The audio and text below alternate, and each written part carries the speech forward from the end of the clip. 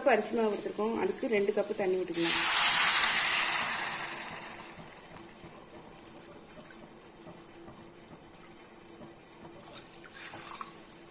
தேவையான அளவு உப்பு சேர்த்துடலாம்.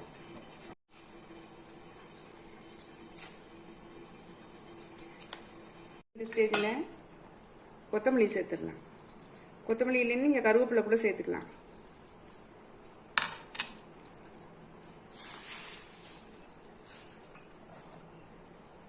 லைட்டாக கொதிக்க ஆரம்பிக்கும் போதே சிம்மில் வச்சுக்கோங்க.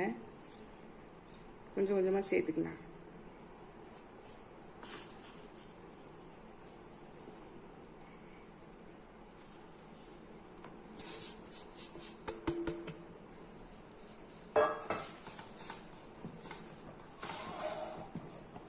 நல்லா சிம்மில் வச்சுக்கிட்டு நல்லா கிளறி விட்டுருங்க.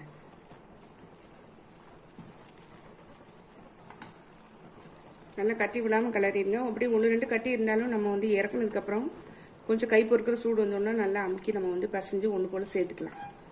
அது ஒன்றும் ப்ராப்ளம் இல்லை.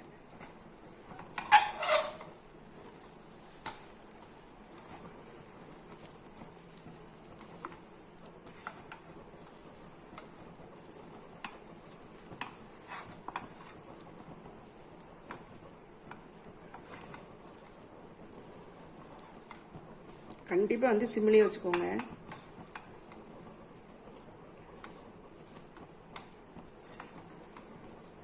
அவ்வளோதான். நம்ம இப்போ கிளறியாச்சு. இப்போ அதை ஆறட்டும். கொஞ்சம் ஆறணுன்னு கை பொறுக்கிற சூடு வந்தோன்னா ஒன்றா நல்லா இழுத்து பசைஞ்சு நம்ம அடைகளை தட்டிடலாம். இப்போ அடுப்பு ஆஃப் பண்ணிடுறேன். நம்மளுடைய கார அடை வந்து நல்லா ஆறிடுச்சு. கையில் எண்ணெயை தடவிட்டு அதே மாதிரி நல்லா ரவுண்டாக பிடிச்சிக்கோங்க. உங்களுக்கு எந்த சைஸில் வேணுமோ அந்த சைஸ்க்கு ரவுண்டாக பிடிச்சிக்கிட்டு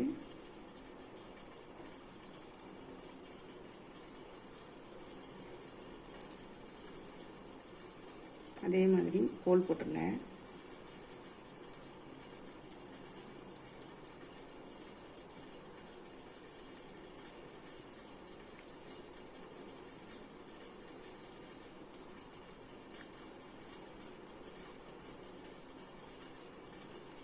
சூப்பராக தட்டியாச்சா? இதில் வச்சு குக்கர், அதாவது இட்லி பாத்திரத்தில் வச்சு தட்டில் வச்சு வேக வச்சிடலாம். இதே மாதிரி மற்றதையும் தட்டிட்டு காமிக்கிறேன். நல்லா கொதிச்சிச்சு பாருங்க தண்ணி. இதை உள்ளே வச்சிடலாம் தட்டினதெல்லாம்.